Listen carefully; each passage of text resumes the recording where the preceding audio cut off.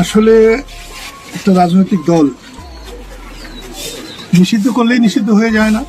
ওই বাংলা ওই বঙ্গবন্ধু জামাতের রাজাকার আমাদের চামড়া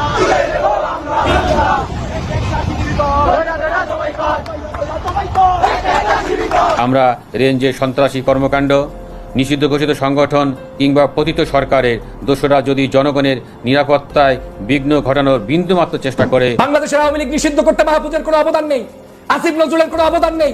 এরা যখন আমাদের চাপে পড়েছে তখন শুধুমাত্র আজকের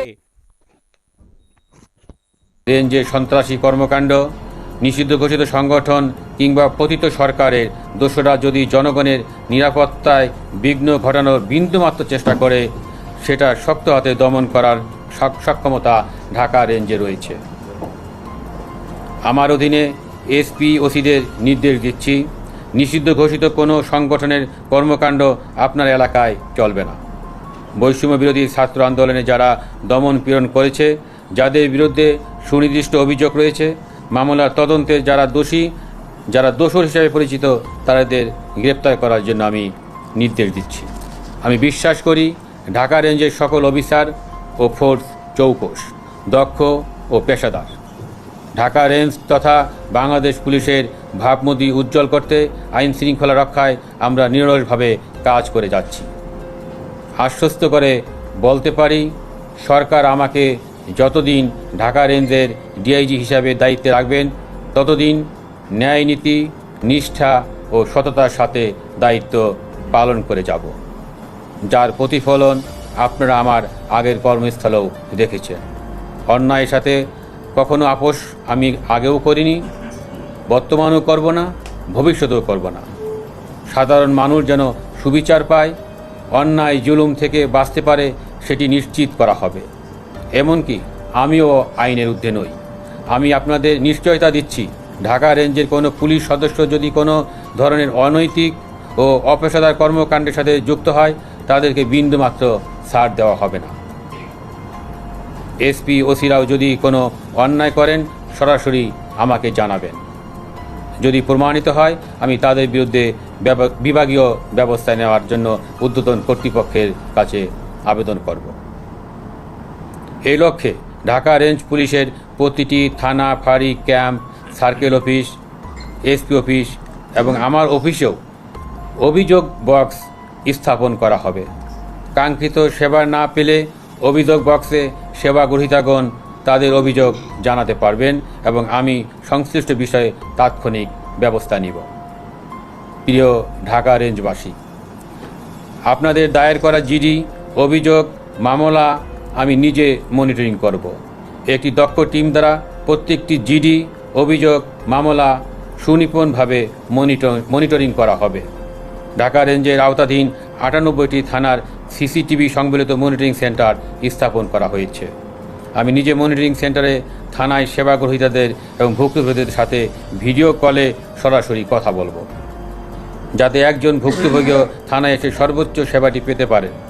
ঢাকা রেঞ্জের প্রতিটি থানাকে বাংলাদেশ পুলিশের রোল মডেল থানা হিসাবে গড়ে তুলতে চাই। গণঅভ্যুত্থানে দায়েরকৃত মামলা নিবিড়ভাবে মনিটরিংয়ের জন্য ডিআইজি অফিসে একটি বিশেষ মনিটরিং সেল খোলা হবে। মনিটরিং সেলে আমি প্রত্যেকটি মামলার বাদী, ভুক্তভোগী, গণঅভ্যুত্থানের শহীদ ও আহত পরিবারের সদস্যদের সাথে কথা বলবো এবং আইন অনুযায়ী ব্যবস্থা গ্রহণ করব। প্রিয় সাংবাদিক ভাই ও বোনেরা এবং আমার প্রিয় ঢাকা রেঞ্জবাসী, আপনাদের প্রতি অনুরোধ, কোনো ধরনের অপরাধমূলক কাজে অংশ নেবেন না। যে যে জেলায় অবস্থান করছেন, সবাই আইন ও বিধি মেনে চলুন। আমরা আপনাদের সেবার জন্য পাশে আছি। একই সাথে আমরাও আপনাদের সহযোগিতা কামনা করছি। আমাদের উপর আস্থা রাখুন। আমরা জনগণের সর্বোচ্চ পেশাদারিত্ব দিয়ে ঢাকা রেঞ্জের আওতাধীন ১৩টি জেলায় আইন শৃঙ্খলা রক্ষায় চেষ্টা করে যাব।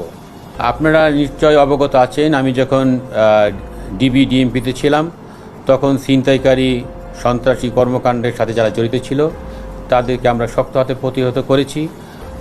এবং আমি ঢাকা রেঞ্জের দায়িত্ব গ্রহণ করার পরে আপনাদের আশ্বস্ত করতে চাই যে আমিও সেই পদক্ষেপ নিব এবং আমার সাথে যারা চৌকুশ সম্পন্ন কর্মকর্তা সদস্য রয়েছেন তারাও এ কাজে সহযোগিতা করবে। আমরা যারা আইনের আওতায় আসবে, যারা নিষিদ্ধ সংগঠনের সাথে নিষিদ্ধ কার্যকলাপের সাথে জড়িত, তাদেরকে সবাইকে আমরা আইনের আওতায় নিয়ে আসবো। এক্ষেত্রে কাউকে বিন্দুমাত্র ছাড় দেওয়া হবে। আসলে একটা রাজনৈতিক দল নিষিদ্ধ করলেই নিষিদ্ধ হয়ে যায় না, আর জনগণ যদি, পাবলিক যদি তার থেকে মুখ ফিরিয়ে নেয়, তাকে অনুমোদন দিলেও সে দল দাঁড়াতে পারে না। এখন একটা বৈরী হাওয়া বইছে, কিন্তু একটা জিনিস বুঝতে হবে, বলতে হবে, শেখ হাসিনার দল আর মৌলানা ভাসানীর তৈরি করা দল, বঙ্গবন্ধু লালন পালন করা দল, যে দল বাংলাদেশের স্বাধীনতা এনেছে, সেই হুজুর মৌলানা ভাসানী, বঙ্গবন্ধু শেখ মুজিবের দল আওয়ামী লীগ প্রচুর পাতার পানি না। এটা সিদ্ধ হবে না নিষিদ্ধ হবে, এটা রায় দেওয়ার মালিক হচ্ছে জনগণ, পাবলিক। আওয়ামী লীগের যারা অন্যায় করেছে, ভুল করেছে, তাদের বিচার হবে এবং আইনের দ্বারা বিচারে তারা দোষী সাব্যস্ত হবে, তাদের শাস্তি হবে। কিন্তু কোন পরিষদ সিদ্ধান্ত নিলেই সেটা কার্যকরী হবে বা সেটাই শুদ্ধ, এটা ঠিক না। জয় বাংলা, জয় বঙ্গবন্ধু, জামাত শিবির রাজাকার, এই মুহূর্তে রাজাকার, জামাতের চামড়া তুলে নিব আমরা, তুলে নিব আমরা, জামাতের চামড়া তুলে নিব আমরা, তুলে নিব আমরা, একটা শিবির দল, সবাই কর, সবাই কর, একটা শিবির দল, সবাই করো, সবাই করো, শিবির করো, শিবিরের রাস্তানা, ভেঙে দাও, ঘুরিয়ে দাও, ভেঙে দাও, ঘুরিয়ে দাও, শিবিরের রাস্তানা, ভেঙে দাও, ঘুরিয়ে দাও, ভেঙে দাও, ঘুরিয়ে দাও, শিবিরের রাস্তানা। প্রিয় দর্শক, সম্পূর্ণ ভিডিওটি দেখলেন, বুঝতে পেরেছেন আওয়ামী লীগ সম্পূর্ণভাবে নিষিদ্ধ করা হয়েছে এবং তারা রাজনীতি করতে পারবে না। পুরো দমে তাদেরকে নিষিদ্ধ করার পর একের পর এক প্রশ্ন ছুটছে সাধারণ মানুষ, কেন আওয়ামী লীগকে নিষিদ্ধ করলো এবং আওয়ামী লীগকে নিষিদ্ধ করার কি সঠিক হয়েছে কিনা, আইনে কি বলা হয়েছে, এমন একটি দলকে কি নিষিদ্ধ করতে পারে কিনা, এই সকল নানান প্রশ্ন অবশ্যই সামাজিক যোগাযোগ মাধ্যমে উঠেছে।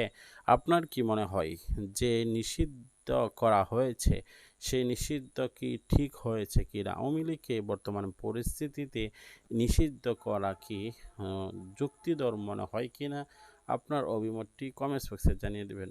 পরবর্তী সকল আপডেট সর্বপ্রথম পাওয়ার জন্য আমাদের চ্যানেলটিকে সাবস্ক্রাইব করে পাশে থাকা বেল বাটনটি অন করে দিবেন। আজকের মতো বিদায় নিচ্ছি। আসসালামু আলাইকুম।